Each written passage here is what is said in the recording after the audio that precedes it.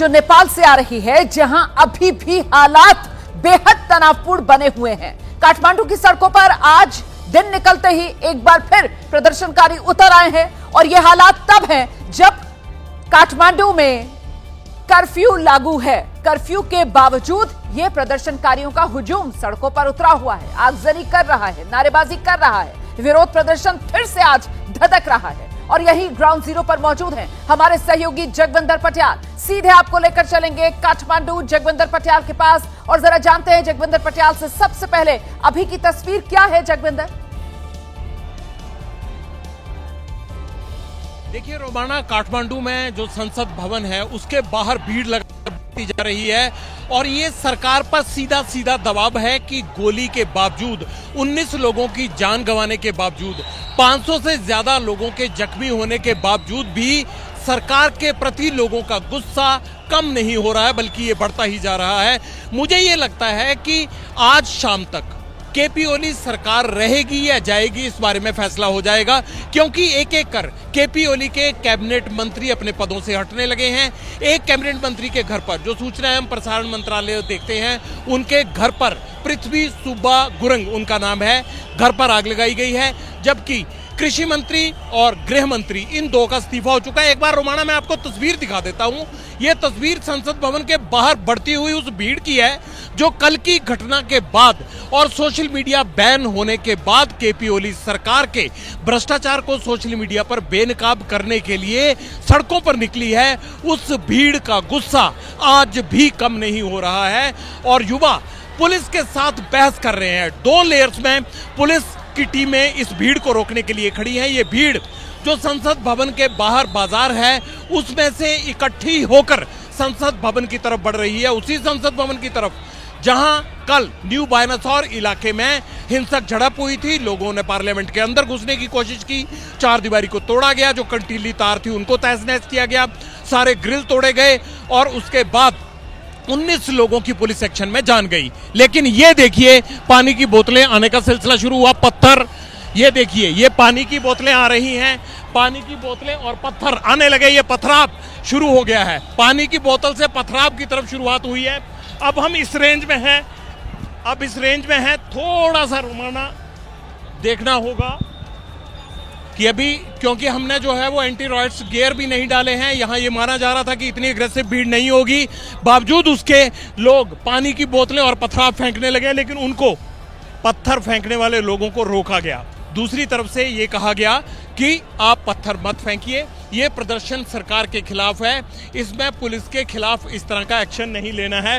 तो पथराव रुक जरूर गया है, पुलिस की तरफ से कोई कार्रवाई नहीं की गई है, लेकिन भीड़ जितनी अग्रेसिव है उसे देखकर ये लगता है कि इन लोगों का आसानी से टलना आज संभव नहीं लगता।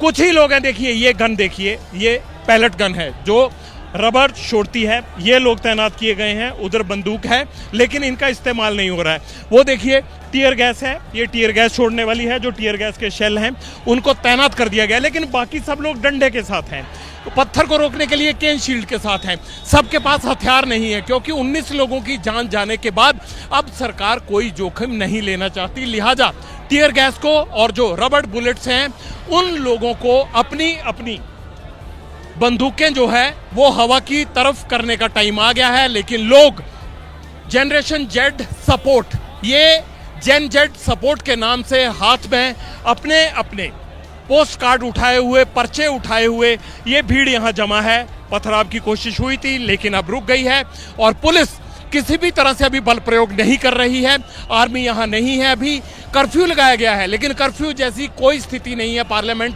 भवन के आसपास। यहां पर लोगों की भीड़ लगातार अलग अलग गलियों से घूमकर यहां जमा हो रही है और ये कतार, जहां टायर को आग लगाई गई है, पीछे धुआं वहां दिखाई दे रहा है, वहां तक बढ़ती ही जा रही है। जब हम यहां पहुंचे थे तो ये भीड़ बामुश्किल से 1000-2000 के करीब थी, लेकिन अब ऐसे लगता है कि ये जितनी लंबी नजर पीछे तक जा रही है वहां तक भीड़ खड़ी है और मुश्किल से यहां 50 पुलिस के जवान हैं जो इन्हें रोकने के लिए हैं। इनके बैकअप के तौर पर भी अभी तक क्रोमाना कोई इंतजाम नहीं नजर आ रहा है। ना आर्मी आई है, ना हथियारबंद लोग आए हैं।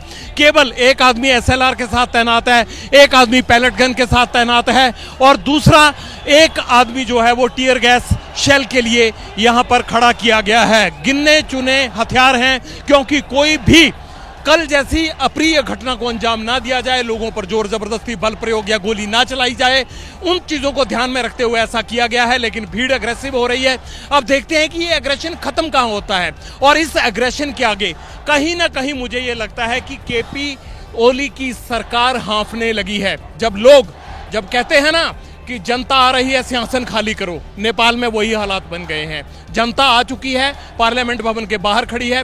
अब सिंहासन कब खाली होता है, क्या ये जनता सिंहासन खाली किए बगैर मानेगी या नहीं मानेगी, ये अब इस भीड़ पर, इस युवा वर्ग पर तय होता है कि क्या ये मानेंगे या नहीं। लेकिन मुझे ये लगता है 19 लोगों को गंवाने के बाद और जिस तरह से 500 लोग अभी भी अस्पताल में उपचाराधीन हैं, कईयों को गंभीर चोटें आई हैं कल के टकराव के बीच में, पुलिस एक्शन के बीच में, उनको देखते हुए ये लगता है कि ये भीड़ शांत होने वाली नहीं है। ये कुर्सी के चारों पावे खिसकाकर ही मानेगी। एक बार फिर रोमाना तस्वीरें देख लीजिए। ABP न्यूज पर ये लाइव तस्वीरें आप देख रहे हैं काठमांडू के न्यू बायरासौर इलाके से, जहां एक तरफ 50 से 100 पुलिसकर्मी हैं और दूसरी तरफ कम से कम 2 से 4 हजार की भीड़।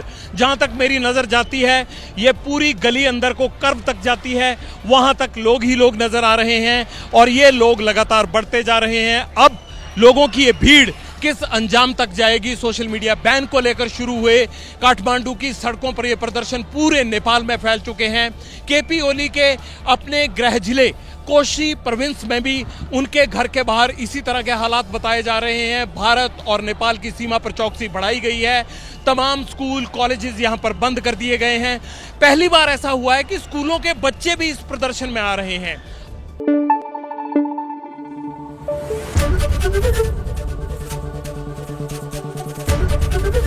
ABP न्यूज आपको रखे आगे।